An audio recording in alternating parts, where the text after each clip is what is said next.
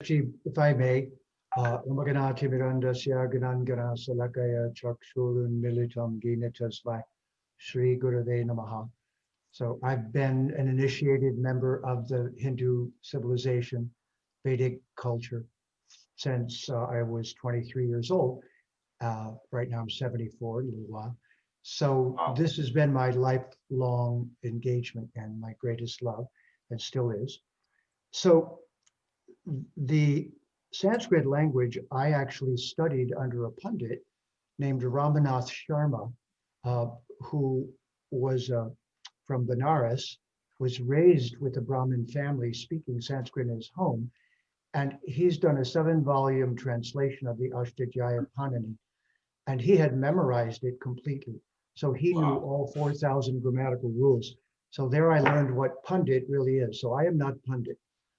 I am someone who has tried to learn the principles of Sanskrit to the best of my ability, but I am not fluent in it and cannot speak it. So whenever I put a book out, like I just did with the Bhagavad Gita Comes Alive, I take help of pundits to make sure that my roots and dhatus and everything are as they should be. And then with that assistance, as every writer needs a great group of scholars behind them. So that's how I've been able to bring the Gita out recently. Not that I personally am that great a Sanskritist, but that the problems in its translation are actually more in English than with the Sanskrit. Good. Thank you. So, can you define? I mean, what I understand is my passion also, in a way, recently has been Sanskrit etymology, that is going to the roots, or what is it saying? Understanding knowledge, or how do words travel? Is that, can you define etymology for us? Certainly. Uh, the word in Sanskrit is nirukta, and it's one of the 6 Veda angas. The grammar is one of them, Jyotish is one of them, rituals, kalpa is one of them, uh, poetry, kavi is one of them. And altogether, those 6 uh, include the necessary grammatical ones, which is phonetics, grammar, etymology, and poetry. The other 2 are kalpa and jyotish. Mm-hmm. So each of this is the basis, in a sense, of the Vedic civilization, because it is the perfection of the Sanskrit language that has carried the knowledge forward through time over long periods of time without it degrading, or what the linguistic term is, without it drifting. Okay. Linguistic drift happens when the language is not precise. When it's precise, there is no linguistic drift. So both the etymology, the essential root dhatu of the word, that is its from which its derivatives grow out, Mm-hmm. that dhatu must be known in order to understand the word. This etymology is not given any thought in the English language because English is the sloppiest language in existence. Wow, that's very interesting. So, I mean, when you're talking about roots of words and other origins and etymology, you need to understand Sanskrit, the culture, the history, and also you need to be an expert into the language which it is coming into, like, for example, English or Latin, like European languages. So what makes you so adept or this thing at this? Well, 50 years ago, I entered my guru's ashram and stayed for 5 years as a brahmachari. After having an education in English literature, poetry, and a degree in psychology. So from that English literature poetry, I was already a linguist by temperament. And throughout the years, I just kept studying. But the first thing my guru did was put me in charge of helping to translate his books into English. Mm-hmm. So I immediately confronted this dilemma of how do we go from this perfect language into this very slippery language, and in between is Latin and Greek. So if Mm-hmm. you think of it as a progression of etymology, the historical etymology is Sanskrit, Mm-hmm. Greek, Latin, English, and European languages. But the best way to think of this is that in I'll give you the difference between Spanish and Latin. So in the Romance languages, Spanish, Mm-hmm. Portuguese, French, in order to conjugate the verb, you have to give it declension and add a case ending to it to decide when the action is taking place, past, present, future, first person, second person, third person. Mhm. In Latin, you have to do that to the noun and the verb, and they have to agree. Wow. In Sanskrit, you have to do that to the noun, the verb, the adverb, and the adjective, and they have to agree. Hmm. So in terms Can of you give us an rhythm, example? what's that? Can you give us an example? Well, I can't just give you a linguistic example all the way across, but in Spanish, so to have is haber, as I Haber. speak in Okay. Spanish. Haber is the infinitive root. Then who goes? Haber, yo tengo, yo tienes, tú tienes, nosotros tenemos. You add case endings for we, you, I. Then with Latin, you do that with both the noun and the verb, and they have to agree. So that shows the sentence is more clear and precise. Then in Sanskrit, you do it with the noun, verb, the Wow. adverb, and the adjective. So Sanskrit is word order free. You don't have to use the word order of the Sanskrit to know what it means.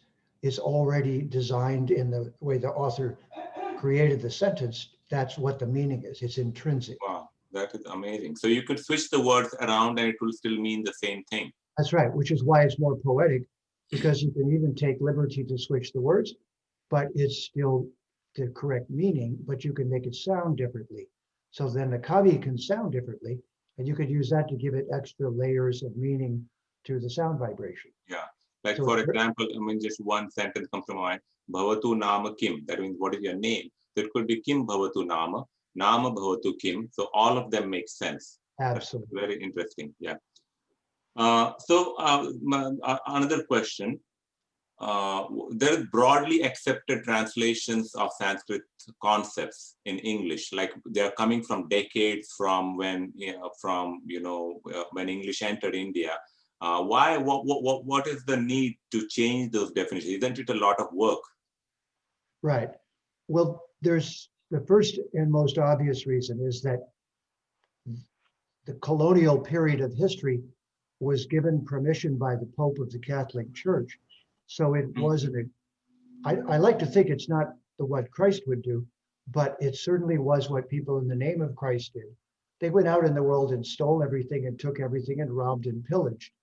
So during that colonial era, the English language was imposed upon all the countries that they colonized because they were also supposed to convert them to Christianity as the last step of colonization.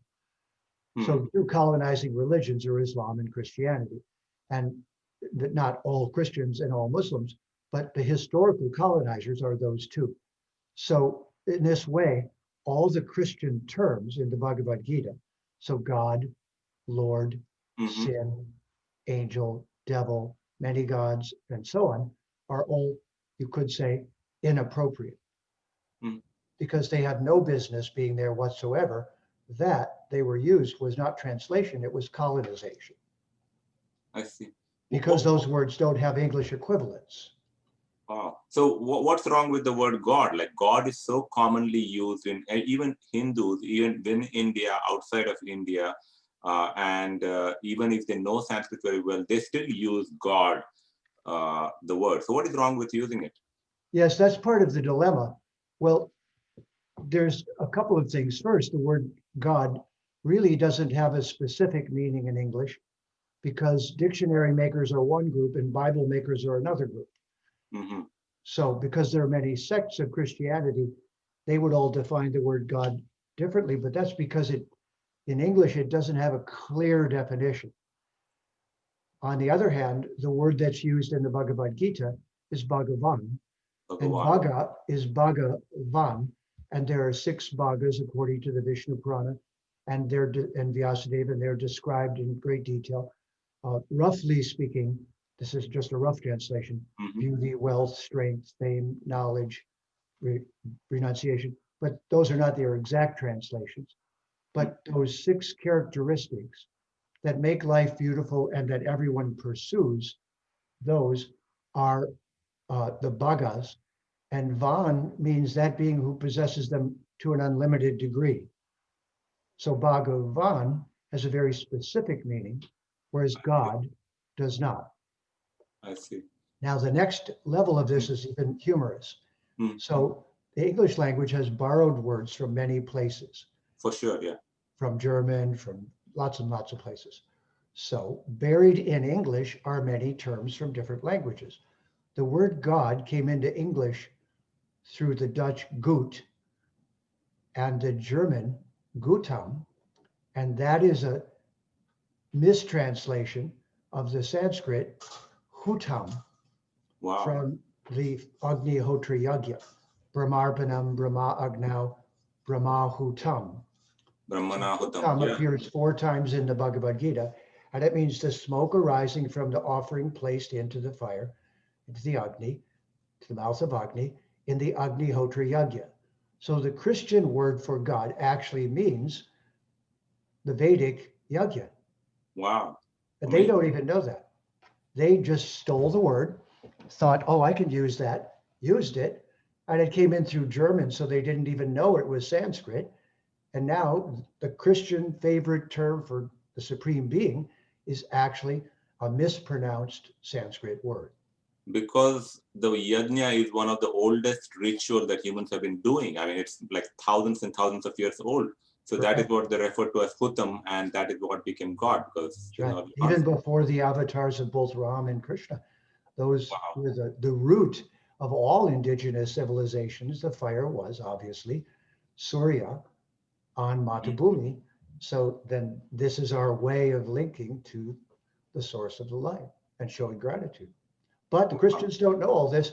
So it's not only inappropriate to use that as a translation of the Bhagavad Gita or any Vedic text, but it's also laughable and ironic that the Christians use that word and don't even know its source. Wow.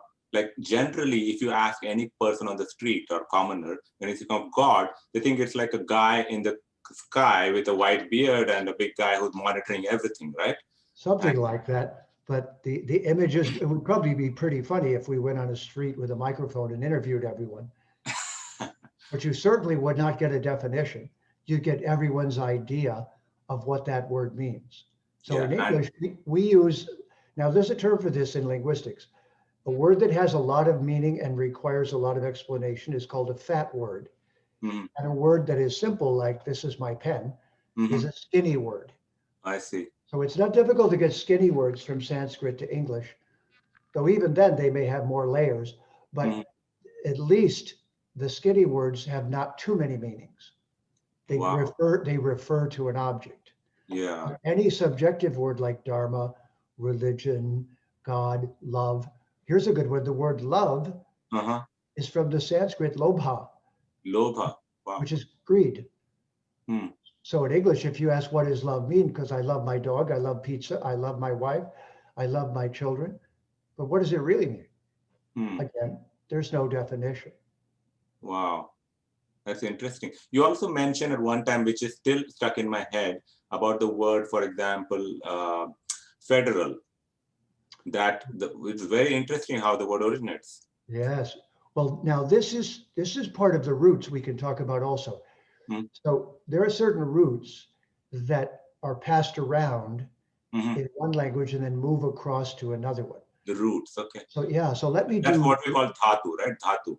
dhatu, right? So let Mhm. me do dharma first because it's the word in Sanskrit, the word ritam, Rhythm. Okay. which we get ritus for Mhm. season, and then that ri goes across into, which means essentially the laws of nature, Mhm. becomes the root of dharma as Wow. dri.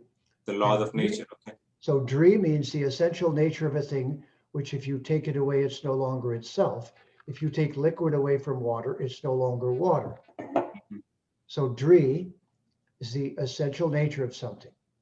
So Dri. then the next word that comes from that is kri, Mhm. because now when you use those things of essential nature, they create cause and effect. So the cause and effect is called karma. Mhm. So now we have that karma word or kri Mhm. is everywhere. But the re word is in English in many, many words. Arithmetic, the re is the ritam of Sanskrit. Wow. writing, the re is the re of Sanskrit. Wow. But even more interestingly, in England, several Mhm, thousand years ago, when the Dravids went there, mhm, Sanskrit made its way into England. The mhm, word dri, the root of dharma, mhm. became the English word tree. Wow. Tree. And so dri went to tree, and then tree became tree uth and troth and trust in English, Wow. because a tree is standing for something, and so you can trust it to be what it is, and it stands for something, so it's truth. So that's Dri. So the Dri of Dharma became the tree of truth, and now truth, troth, triuth is a word used in English. It's not an exact translation for Dharma, though, is it? Yeah. But truthfulness is a part of Dharma. So now let's take another word, the Sanskrit vid for Vidya, but that comes from Veda. So Veda and Vidya Mhm, are interconnected. So then that means to see. The word rishi is a seer, because when they hear the mantras, they see them as well as mhm, hear them.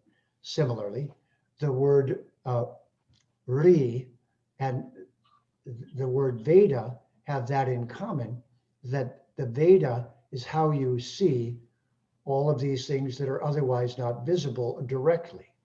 So that indirect vision is the heart of the word. So then that became video in English, to see a movie.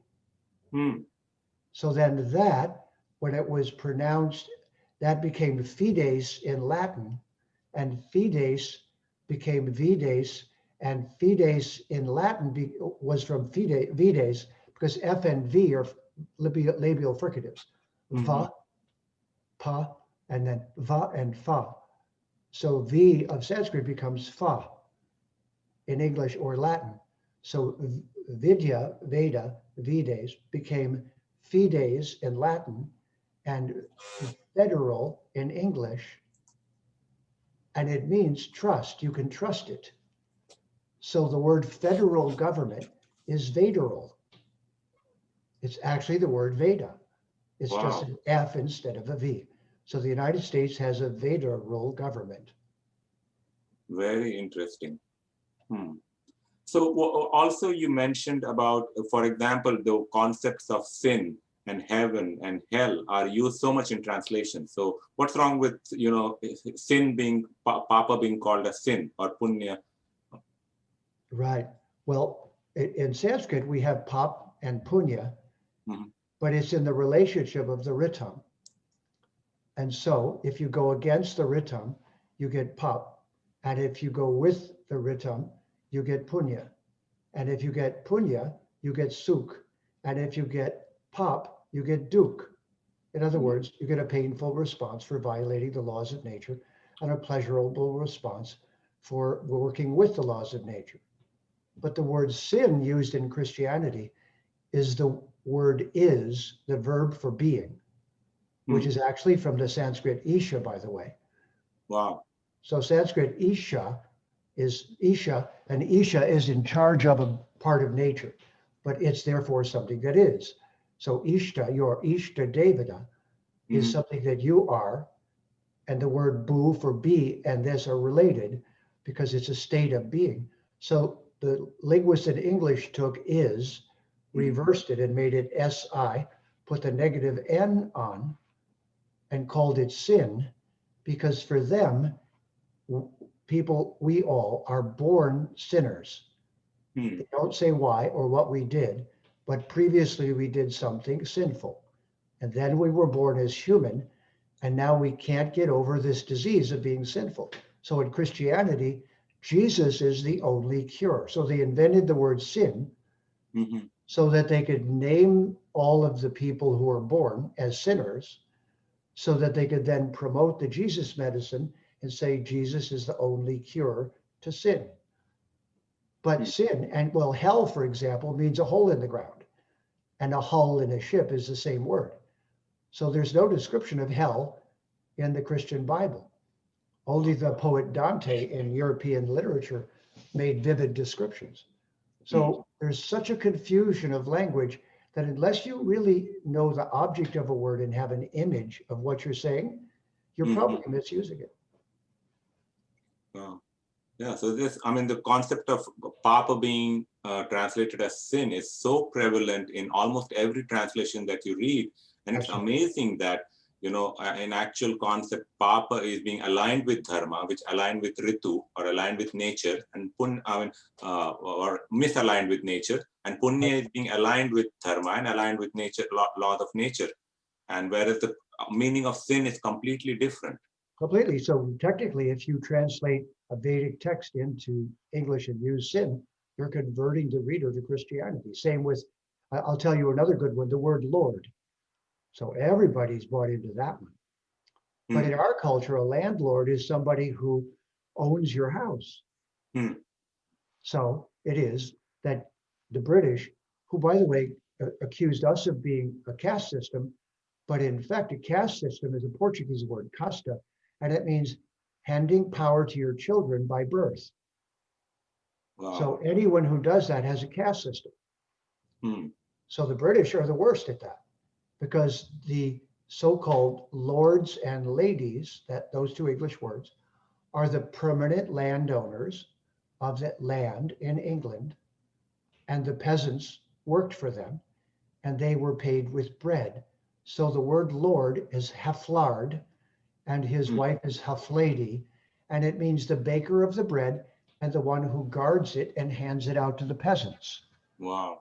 So Lord doesn't have any religious connotations at all, except that, again, it's part of Christianity, because they have a prayer, give us this day our daily bread, O Lord. Wow. So if anyone from India uses the word Lord, they're just becoming a Christian. That is amazing. I mean, so there is a distinct, almost a caste system there in British society, where there are the lords and there are the peasants who are common people, and they can never become lords because you have to be born into the lord. That's right. One of the most famous stories is Robin Hood, who fought against the caste system.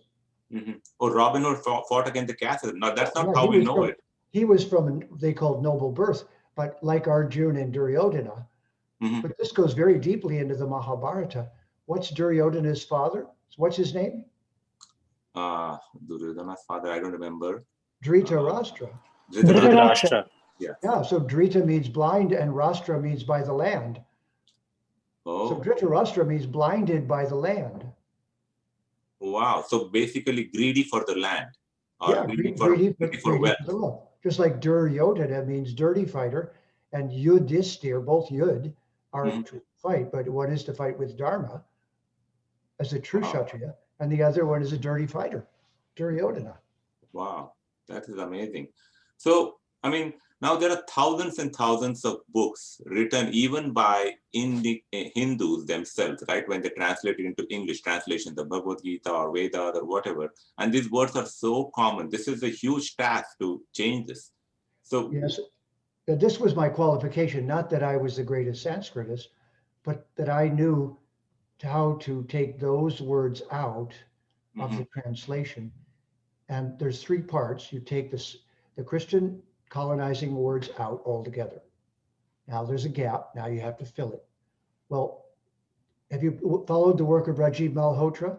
Yeah, for sure. I mean, most of the audience also know Rajiv Malhotra ji very well. Well, he's a dear friend, and of course his work is just wonderful.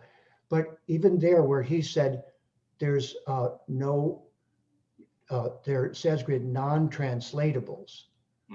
The word translation means to carry across.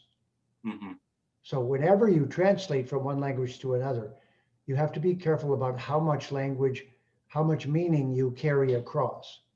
But if you say it's non-translatable, then none of the meaning can go across.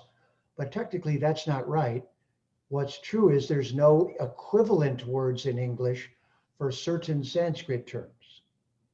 So that's called no synonym. No synonym, okay. There's no exact same meaning word for karma in English or dharma in English. So a little more precisely, but great what he's done, Rajiv, is to say they're not non-translatable, but that certain Sanskrit words do not have an English equivalent. So in the translation that I did, there's about 100 Sanskrit words that the reader has to learn, because there is no translation. So I've written a glossary of those words with a good enough meaning that they actually know the primary meaning of dharma, the primary meaning of karma, or samsara, or prakriti, Mhm. so that they know enough to not get a distorted meaning.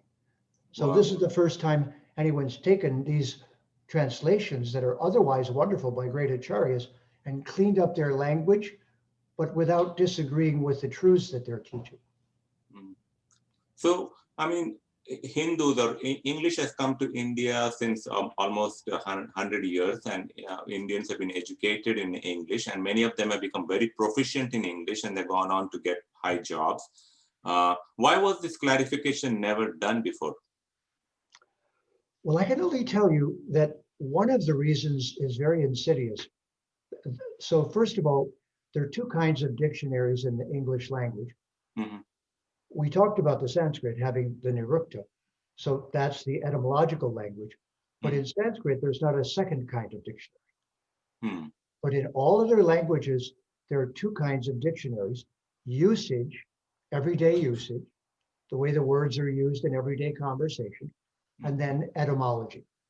Oh, I see. What is the origin and root of that word? Hmm. So I don't know very many human beings that have an etymological dictionary in their home. Yeah, etymological dictionaries are very hard to find, even with the internet. But like, for example, the Oxford Dictionary, almost every Indian home or anybody who's going to school in India is there. And there is none of these, you cannot find the roots of these words in That's the what I Oxford meant by Dictionary like that. insidious, because Oxford was the #1 enemy of India and was the intellectual leadership of not only the colonization, but of the degradation of the language and of inventing terms to speak against India. So this was the brain of the colonization effort of India, was Oxford, Wow. and they worked hand in hand. So it was a deliberate thing that they removed all the connections with Sanskrit. Well, they just never put them there. What they did, yeah, they removed them. So what happened to me was 10 years ago, I found a dictionary called Origins by Eric Partridge, Mm-hmm. and you can find it online in a PDF form. It's an out of print book, and it cost me $250 at the time. So in a rare bookstore. But this book actually goes back to Sanskrit. So if just imagine you're going, okay, we're in English. Well, this word came from French, and that one came from German, but that one came from Latin, and this one came from Greek. So if you go further, you'll find that all the Greek and Latin and all those other words come from Sanskrit as the grandmother language. Wow. But this dictionary that I found includes that linking back. So for the first time, I became aware of this true etymological plot that was going on in the English language to Wow. prevent people from understanding the Sanskrit roots of our culture. Mm-hmm. Now, it is said, I mean, they say that all European languages in a way originate from Latin, and Latin is a very ancient language. It is given almost the same stature as Sanskrit in the people who study etymology. Is that true? It's not true. First of all, there are many other languages in Europe that come from, German is one that comes from Sanskrit. The reason the Germans called themselves Aryans is because German is not Latin based, it's Sanskrit based. Russian is, the word Russia comes from the word Rishi. It's Really? Rishi. Wow. It's where the Rishis used to go when they went straight up and went to meditate. They'd build ashrams up in Rishia. And the word Scandinavia comes from Skanda, the son of Shiva. And the word Ireland comes from Aryan. So the Sanskrit language pervaded all of Europe, and at least 60% of the languages, if not more, are based in Sanskrit originally. Then later on, the Romance languages became Latin based. English wasn't exactly Latin based, but it's a mixed bag. And during the Renaissance, a couple thousand Latin words were dropped into English because English was a dirt farmer's language and it couldn't do science. So they dropped a couple of hundred Latin words in during the Renaissance, just a few hundred years ago. And that made English look smarter than it was. And but it mixed all of this Latin in, making it look like it had historical Latin roots, but it didn't. Oh. It was all at once. Yeah, like for example, we know all the species names and everything, like logis and phobic, and all of those are Latin injections into English. That's right. And that happened also because it's true, of course, that since Christianity has existed, Latin has existed. So because the Bible was translated into Latin from it wasn't Greek. So here's the first thing to know about the Bible, just quickly, is that it was not written down till 100 years after the supposed life of Jesus. Wow. Many scholars say he did not exist as a historical person, but if he did, then it's well known the Bible was not written down for 100 years, and he spoke in Aramaic and not in Greek. Aramaic, okay. It was then written in Greek, and then that Greek Bible was passed forward and written, translated into Latin.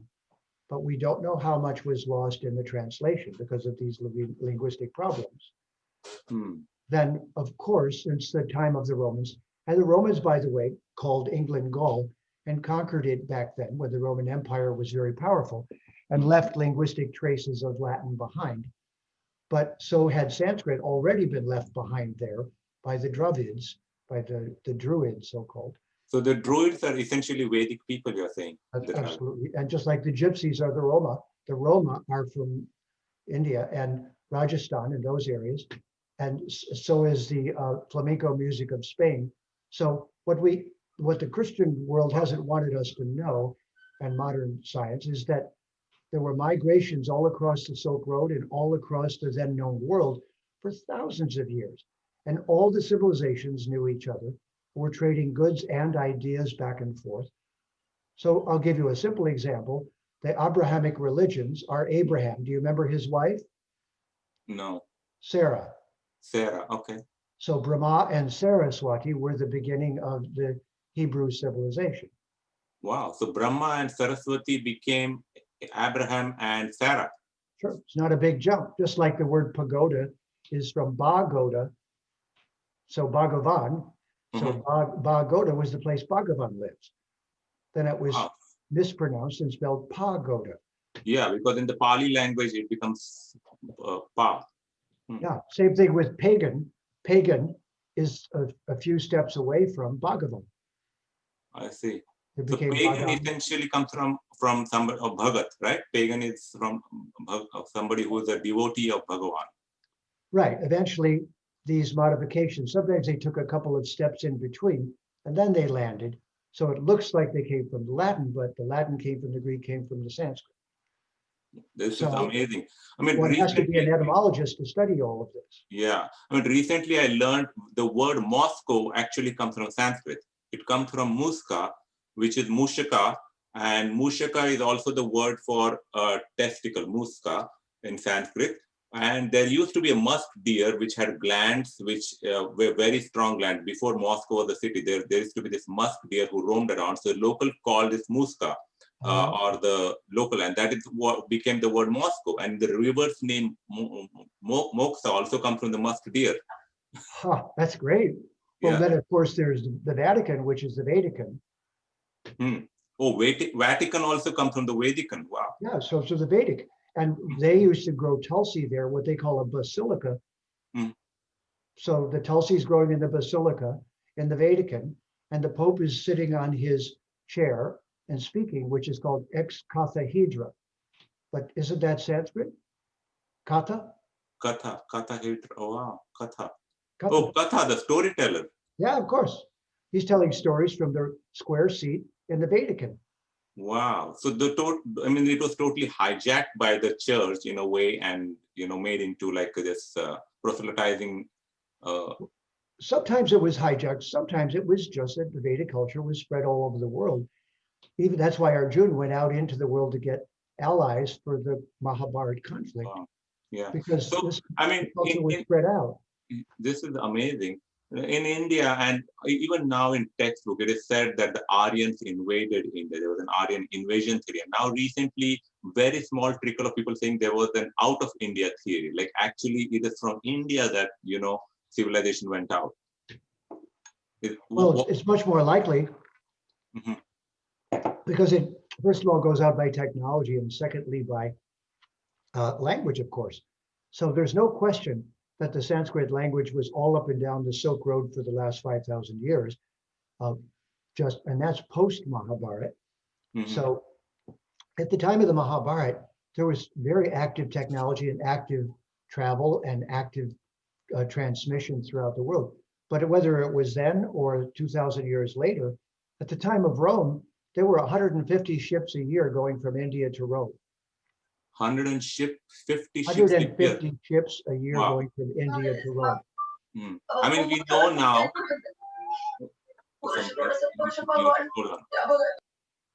So we also know that, for example, fabric, before fabric from Rome, the Roman royalty used to wear fabric that came from India. Before that, they only knew deer or leather, right? There was no fabric making in Rome. Yeah, because, well, not silk. And so there's an entry in the Roman Senate, which there is not about the birth of Jesus, but there is about this, that we've got to stop spending so much money on our wives buying silk saris from India. Wives buying silk saris from India. That is amazing. And that's at the time of the supposed birth of Jesus. So do you think there was any Vedic knowledge coming to the ports in Rome when the ships came through? Were there workers from India at the docks? Of course, there was a Shiva temple and a Durga temple in Rome because the Romans didn't have a prejudice against other deities. Oh, Durga temple in Rome. Wow. Yeah, until Christianity became effective there, because they didn't have anything against other people's deities. As long as you worshiped the emperor, then you could worship whoever you wanted. That was the Roman idea. Till the Roman Catholic Church, of course. Yeah.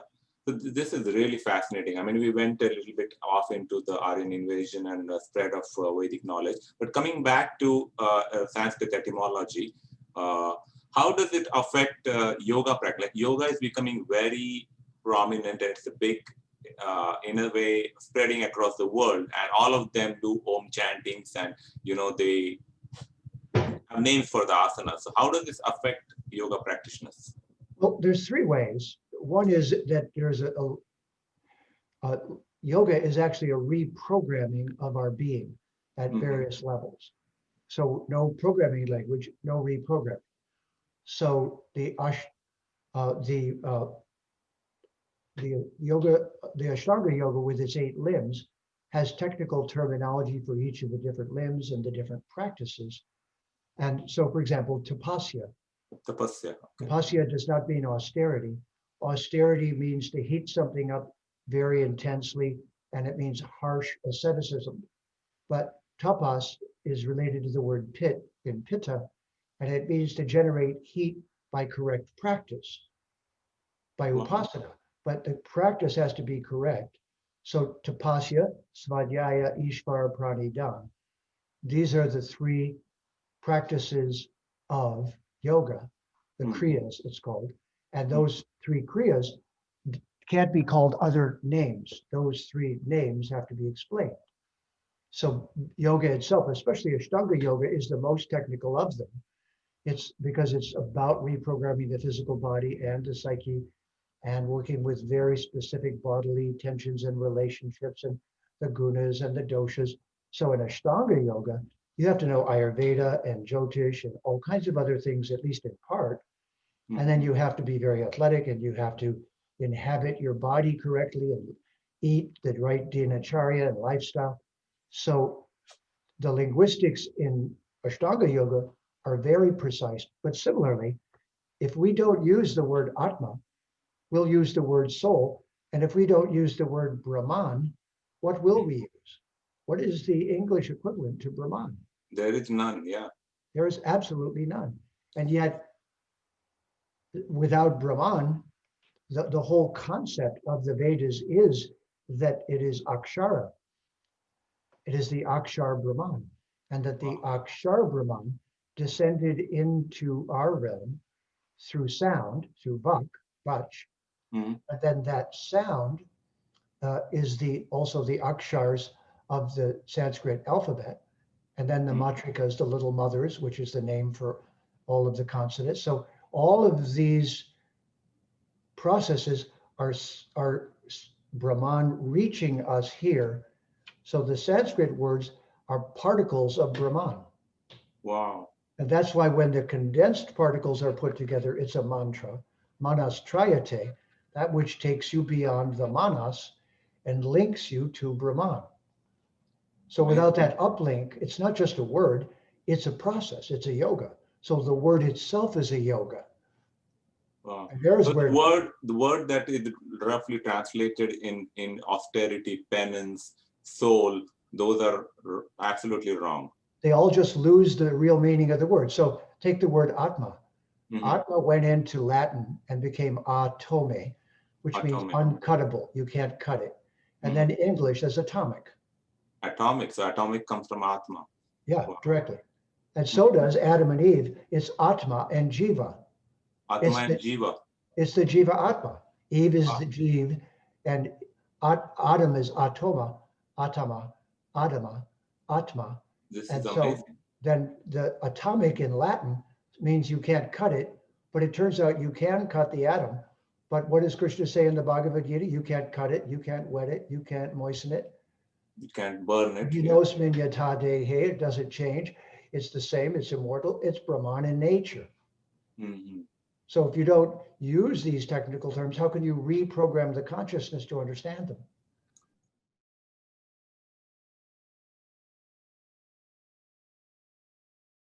Thank you very much for your clear talk. I really enjoyed it.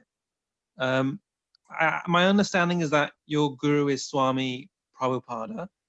I was wondering, how does your translation relate to people from different guru traditions?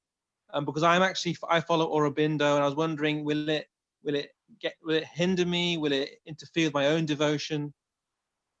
That's a great question, really is special. Because obviously, one who's truly following the Vedic tradition has equal respect for all the great acharyas and all the lineages and subjects. So technically speaking, I had a guru of Jyotish, a gentleman named M.K. Gandhi, who was from India. And then I had, as I said, a Sanskritam professor, Ramanath Sharma. He was my guru as well. And then there was my Vedanta guru, A.C. Bhaktivedanta Swami Prabhupada. But it is a responsibility of everyone from their lineage not to confuse a singular Vedantic lineage with a complete interpretation of the Vedas, because Veda Vyasa himself set the standard on this, but because it is our responsibility to not dislike one another and disagree in despicable and hurtful ways with one another as we're growing and learning in the Vedic library of knowledge, because it's a very big library.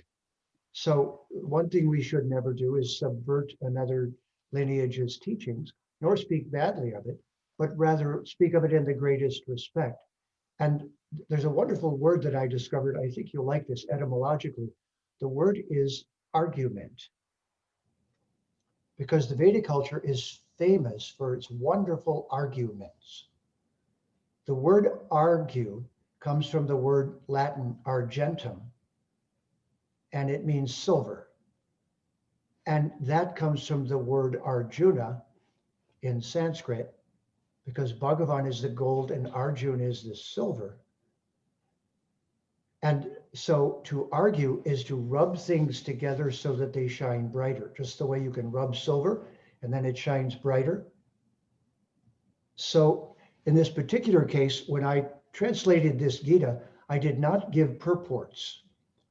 I did not give explanations of the verses, because I know that, as Rajesh pointed out, many brilliant acharyas have translated into English, and most of what they said was still making a difference and getting across.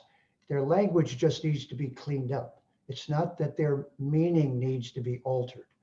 So I did not make commentary or torque the definitions in a certain direction. I stayed right in the central position so that Shankara, Ramanuja, Madhva, Nimbarka, Vishnu Swami, Swami Narayan, all of the great acharyas would be equally happy with what I've done, because then they give their purports and explanations. And personally, I read everyone's explanations. So that was a really important question. Thank you. Thank you. Thank you. Harishji, go ahead. You're next. Harish Asher?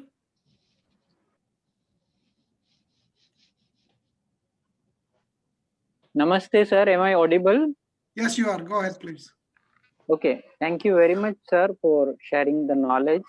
My request, humble request, is to share the name of the dictionary you said and where will it be available for our study purpose.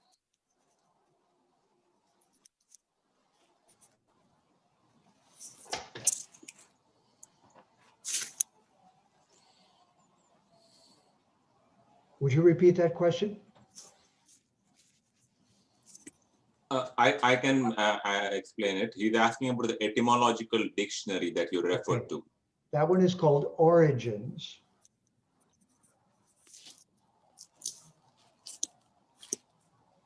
And where it will be available, sir? You can only find it online as a PDF. Okay, So sir. if you go online and look for that, you'll find it, and you'll see that it is out of print, although occasionally you can get them at a rare bookstore, but they're expensive. But you can get it online as a PDF, so you can begin looking at some of the things that I've been sharing with you. Was there a second part to your question? Origins, right? Yes. Eric Partridge is the author. E-R-I-C, Part, P-A-R-T-R-I-D-G-E. Eric Partridge. Thank you very much, sir. You're most welcome. Santosh Kumar, you're next. Go ahead. Thank you so much. It was a nice talk, sir. My question is that we understand that Sanskrit is a great and rich language, but even that in India, Sanskrit is considered to be a dying language, and adoption of English language is shooting through the roof.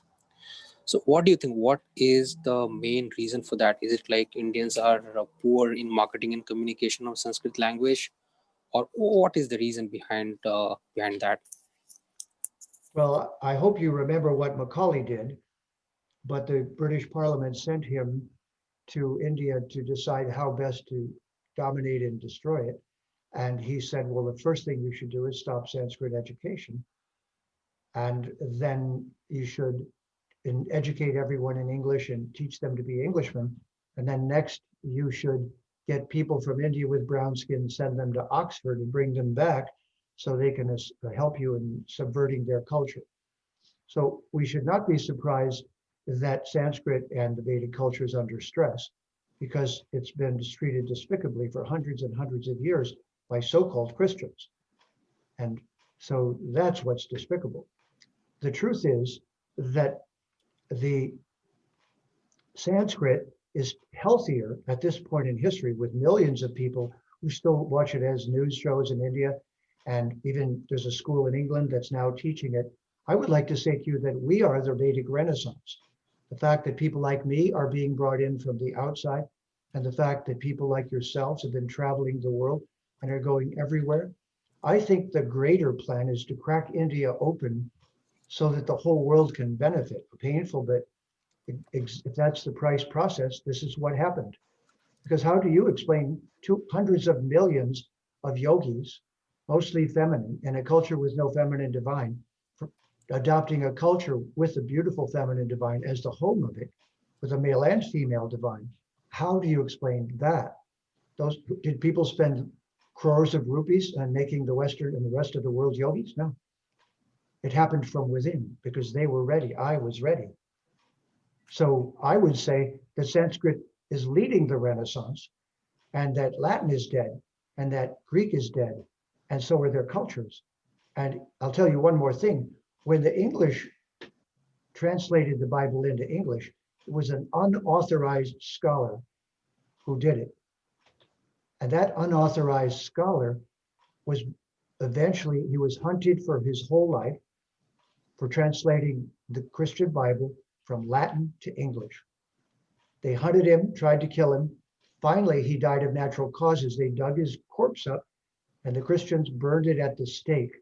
For what offense? Of presuming to translate the Latin Bible into English. That's how important translation is, and was to them. So what's happening next and now, and I'm just, the fact that gurus came to me from your culture, it's nothing to do with me. I'm their servant. but I'm continuing to serve them by clearing up the mess created by colonization. And the place to start is in the language, so you can use the language to program states of mind that are beautiful. So really, I've created a seminar called Vach, Vedic Art of Communication for Hindus. And it's 64 words and concepts that every Hindu should know how to talk about so that they don't speak like a colonized Hindu, but they speak correctly of their own civilization. And this is what's happening right now. So great question.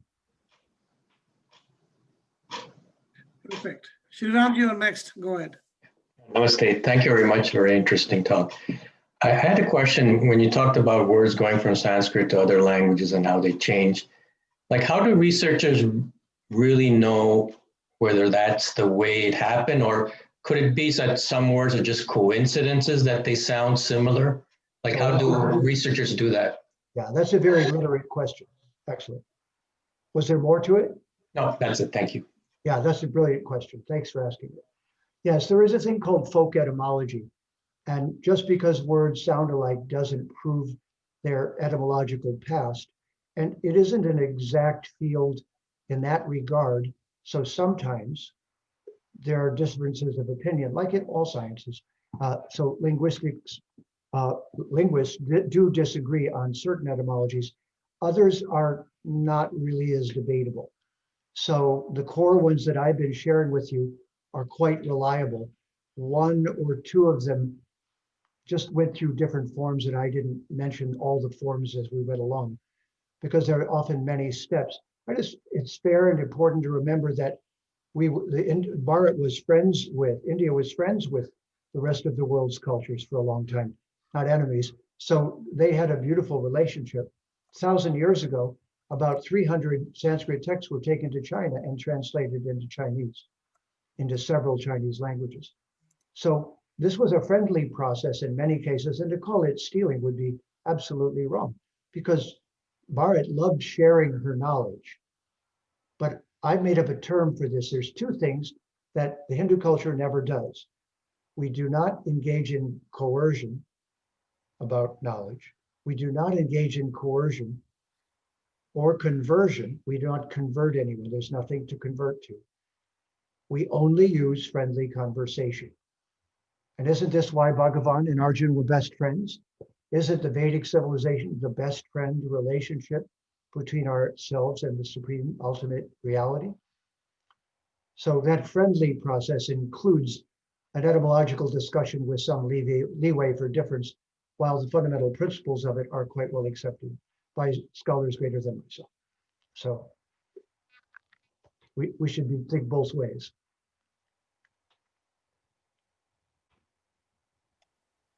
I think there is one more, but he is unable to unmute. So I have a question, Jeffrey G. Prasad here. Okay. A couple of points. One is the fundamentals of a family. Father, mother, brother, and sister. The etymology lies in Sanskrit, I believe. And second is also the numerals. 1, 2, 3, 4, ekam, dvayam, tridam, and so on. Can you please elaborate on that? Well, let me just say that one of the books that I'm working on right now is a dictionary of Sanskrit words that are actually disguised as English. I made up a little saying about it, and it is that the archaeological evidence that Sanskrit is the mother of most languages and is in the mouth of those speakers of those languages, and that includes English. So a simple one is, do you know the Sanskrit for the word doctor? Duk Tara. Now, how many people do you know who know that? Duk Tara, that's an easy one. It's doctor. And there are hundreds and hundreds of words that are like that. The word tension in English comes from the word tantra. The word genetics comes from Gana Isha, from Jena and Gana and Jena, and then genetics. So there are so many words that I'm going to do a dictionary of several thousand English words that I've been working on that are actually Sanskrit, so that you can just see how many there are. Now, eventually there'll be good, let's hope they're good arguments. Let's hope they're rubbing together in a peaceful way to shine the truth better. But it's also fair to say that each civilization has its own brilliance. And Bard can't take responsibility for the Irish doing brilliant things with their culture thousands of years ago. The Irish get credit for that. So the word, oh, so let me ask you this. So may I ask you a couple questions? Sure. All right. So what do you call the book you go to in order to find the meaning of an English word? Dictionary. Okay, good. So what are the two kinds of gurus in the Vedic culture? One is a spiritual guru and one is a teacher. One is a shikshak and one is a guru. One is Siksha and one is Diksha. One gives you Diksha and one gives you Siksha. Right. Shishya, word Sikh comes from Shishya, Siksha, Correct. Siksha guru. So Diksha, you mean that, so there's a book called the Dictionary. Right. So that must be Sanskrit, right? Could be, yeah. No, not could be. That's that's not a could be. Also, apparently the word shishya became That's not- Sikh.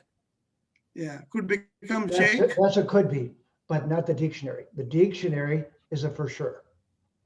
So dictionary, and if you study that dictionary and memorize all the words, you'll have a very big what? Vocabulary. Vocabulary. Who is Vach? The consort of Brahma, the creator. Saraswati, the mother of all language. Right. So just right there, Hmm. you can't have a dictionary without having diksha. Yeah. And this So- is the digit in English. So diksha, digit, diksha, all of that. Okay. They're So just I silent would- notes. Thank you so much. One question from Saurav. I think he's unable to unmute himself. Let me ask on his behalf. How do you pronounce Om correctly? There is multiple versions of it. So how do you pronounce it correctly? Well, now, this is where I am not a masterful phoneticist.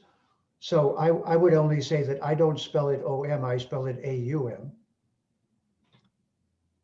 Om iti etad aksharam, according to the Mandukya Upanishad. Everything is Om. But as for the phonetics of that, I would defer to someone who's a true master of the phonetics of the Sanskrit tongue. And I am not that. That grace is not one of the ones that I've achieved. So I do my best to say the Sanskrit words correctly as I hear the great masters speak them. He also asks, should you do it in your mind or should you utter it loud out of your mouth? All right. And your other second half of your question is, should you do it within your mind or should you speak it out loud? I think it's Desha Kalapatra, as the Bhagavad Gita says in the 18th chapter, according to place, time, and circumstance.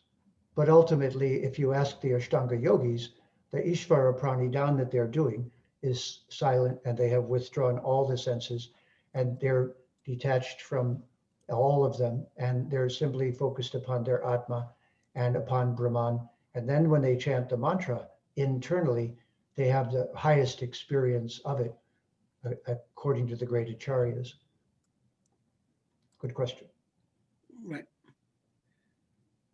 So one is from Ashish Kaul. He's saying, are you working to legitimize in a manner of speaking to ensure social acceptance to Sanskrit being the root of English words as such? Sorry, am I looking for social acceptance? Yeah, legitimize. So meaning, just include Sanskrit as part of English. Oh, no, quite the contrary. I'm using this as the origin of all the languages to show that the Sanskrit is the origin of those languages. And by acknowledging that, we'll begin the process of acknowledging all the great sciences that were stolen from India during colonization, which is mathematics, science, binary mathematics that made programming possible, a myriad of other things, medicine, surgery, Sushruta, Charaka. So this is not to legitimize the casual use of Sanskrit. This is to create a new vocabulary of Sanskrit in the yogis who are now practicing yoga but speak English, or the children being raised in Hindu homes and educated in English, which is very dangerous because the textbooks are still despicable in cow, caste, and curry is how they describe the Hindu culture. And that hasn't changed.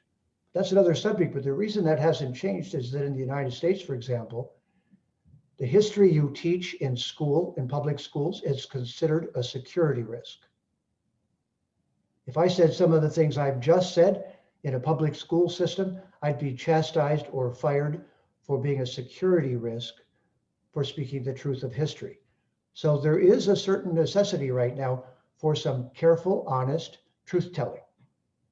And that truth telling is to give credit where credit is due, not to create more enmity, but to make a golden age and a renaissance of the Saraswati civilization. I hope that everything that I'm doing leads to that. And I know that all the great gurus and acharyas who came from Bharat had that in mind when they left. So I'm just trying to follow in their footsteps. Yeah. Again, sorry, one more from me, since I don't see any raised hands. One, very commonly used phrase these days is if, a person dies, everyone says RIP, RIP, rest in peace, right? So I think it's a misconception of the Vedic concept itself. The Vedic philosophy is about Atma being transmigrated. So what do you say about that? I agree with it. Isa Upanishad. Vayuranilam amritam atedam basman tam sariram.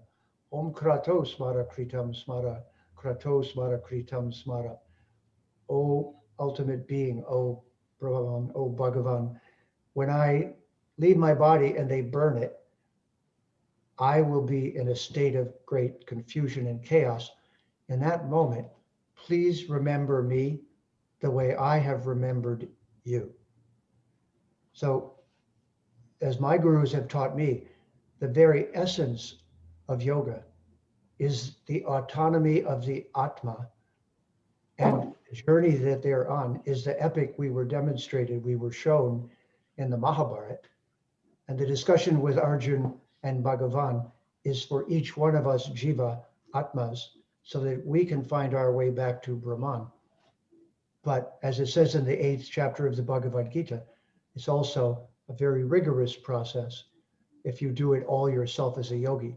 So you might want to try bhakti and some other approaches, because according to Bhagavan, they're even easier at that difficult moment. But one or the other of them will definitely work. Thank you.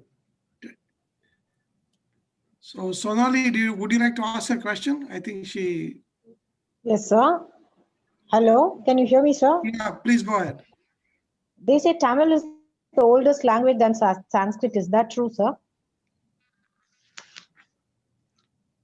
Sorry, that was a little hard to understand. Try it again. So I can repeat that. She asked if Tamil is older than Sanskrit. It is said Tamil is older than Sanskrit. What do you say? I say I'm not really qualified to definitively answer that, but there's a great deal of evidence that they both go back a long way, and then our understanding of exactly how to measure time that far back becomes foggy. So they're definitely one of the oldest civilizations in Bharat.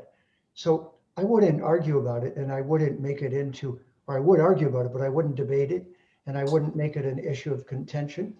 But rather, what's very clear is that the adoration of Durga Ma and Shiva are primal in the history of the Vedic civilization, and that clearly before the two Purna avatars of Ram and Sita and Krishna and his various friends and consorts took place, there were old civilizations that were Vedic, and the Tamil culture was one of those. And Shiva and Durga were present at that time.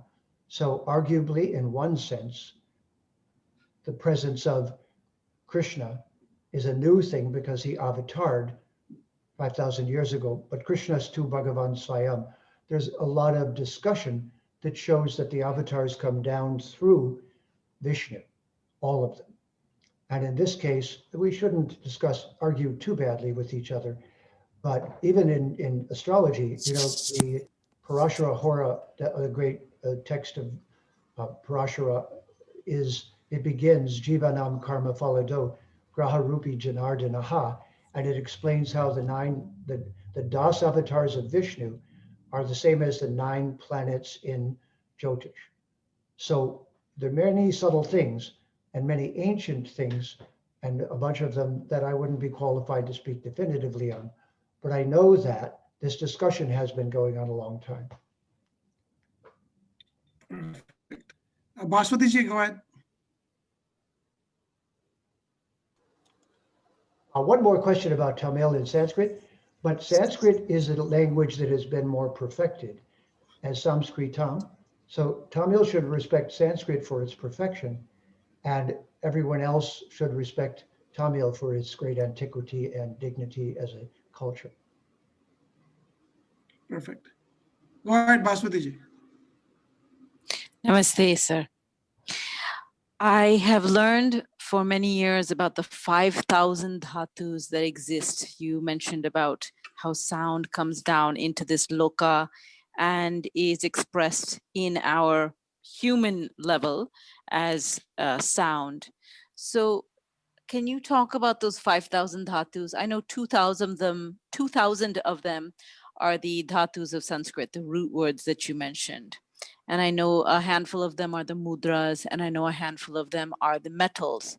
But could you talk about those 5,000 dhatus? You know, I cannot, and in that regard, you would be my guru for the next little while if we talked about it. Then I would probably have things to add, because it's very important to know that I've done my very best to become informed enough that I can represent the Vedic culture with dignity and truthfulness. But I am not a know-it-all.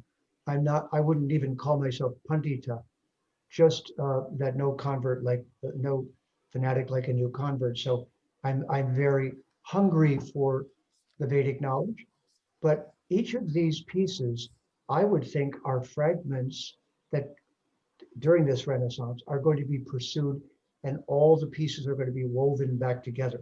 But I can tell you this, that when Vyasadeva wrote everything down and gave it to his disciples, the word Vyas also means to divide. He was partially worried, and he knew that it would cause sectarianism. After all, you can't have a biodiverse culture with, like Vandana Shiva talks about, biodiverse agriculture is the only answer to the civilization living and lasting on our planet. And monoagriculture is colonization. So similarly, we must have many scholars, and we must bring them all together and have each one of them be Pandita in their special subject. But this is the Vedic library. We wouldn't want it to fight against itself. That's a symptom of colonization. Instead, we want to show respect to each one of the persons who are Pandita or who know something we don't and give us the source.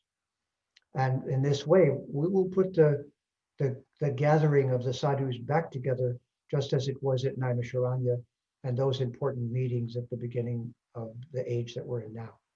So great question, and that's the best I can do. All right. I don't see any raised hands. So we have a couple of minutes left, 1 or 2 questions possibly. If there are none, then we can close this session. So I'll wait for like 5 seconds. If nobody raises their hand, I have asked enough. If anybody has any questions, if not, Sonalji, go ahead.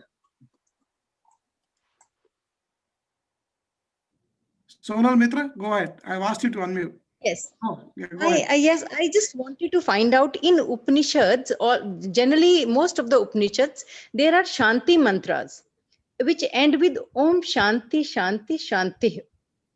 Now, why Shanti 3 times? Excuse me? Why is Shanti? Shanti 3 times, thrice? 3 times, thrice.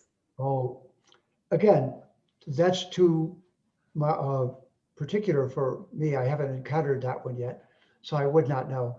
But what I do know is that the distinction between the Purana and the Itihas, and by the way, did you know that the word history comes from the word Itihas? So his and Itihas, same word. So the Itihas and Purana are not as particular about pronunciation as the 4 original Vedas are, and the Upanishads are in that category. So once again, at a certain point, all of us who are outside coming in are going to have lessons from the best Sanskrit articulators who will make our pronunciation just as spotless as can be. And I am still guilty of not having that perfection, but I'm hungry for it. So we can only hope that if we really understand this, we'll take away the toxic colonizing words, we'll become aware of language, we'll be respectful to one another over the great biodiversity and diversity of the culture. And we'll start really earnestly making the Hindu Renaissance something real. So our children believe in it, and our children, the book like this, the Bhagavad Gita Comes Alive that I've just done, is because your child could have this book and learn Sanskrit, learn 100 Sanskrit words. They could learn how to respect their culture and not be deviated in any way. So it's not the be all and end all. The next generation may do that.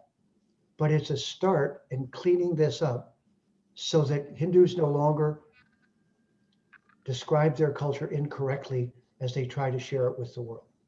I can only hope that all of them and all of you will get better and better at that and bolder at that, so that you really do explain this great culture to the world one word at a time. Thank you very much. Okay, one last question from Sanjay Verma ji, please. Then we can have Jeffrey ji, you can have the last word. Sanjay ji, go ahead. Namaste, Jeffrey ji. It was enlightening to know the origin of the English words all traced back to Sanskrit. My question is, since you also are proficient in astrology, I guess.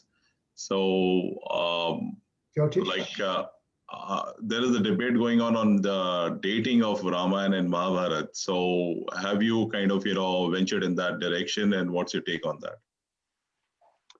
Yes, we have actually worked with Nilesh Oak, and at the moment, let's just say this, like I said about argument, the discussion is one that requires patience. But the great thing that everyone from the Vedic civilization should know is that the work of Nilesh Oak that has come up with the date of 5,561 BCE as the date of the speaking of the Bhagavad Gita is derived from the 250 or so astronomical notations in the Bhishma Parva of the Mahabharata that describe the state of the sky at that exact moment, what the planets were doing, the grahas, what the nakshatras, what the stars were doing, and even a mention of one star being different than it is now. Now, using modern astronomy, these information, these facts given in the Mahabharata can be used to extrapolate a moment in time. And so this is the only text I know of in the world, the only history that is not only profound in the way that it is, not only the largest repository of wisdom of any history, but it also is mathematically and astronomically precise, and that data can be used. So we're in the process of the Renaissance of finding out. But right now, if you ask me, I go with Nilesh and say that he's presented a case which has to be, a better case has to be presented for his not to be the most reasonable. That's the way I would have to say it. So then, but the case is open as long as there's evidence. But there's none for the Bible. There's none for the ancient texts. There's in the household of the Hasidic Jews, and I'm not disrespectful to them, but you cannot say the word dinosaur because they don't believe the world existed further than 6,000 years ago. So that is having a problem with history. Whereas we do not have one in the Bhagavad Gita. In the beginning, I sent forth Manus, and they sent forth more, and kings came forth, and this yoga was spoken, then it was lost. And Krishna says, 5,561 years ago, now I'm here to restore it again. So we should be patient with each other, and it's a great question. Excellent. I think that was the last question, Jeffrey Ji. Thank you so much for for joining us today. It was an enlightenment. I think we spoke a lot more than the topic was about. A lot of Vedic concepts and a lot of English words, Sanskrit, Tamil, and so on and so forth. I think this was a great session. Went on for a little over 75 minutes. And thank you everyone for participating. And thank you, Jeffrey, and also Rajesh ji, for conducting the initial conversation.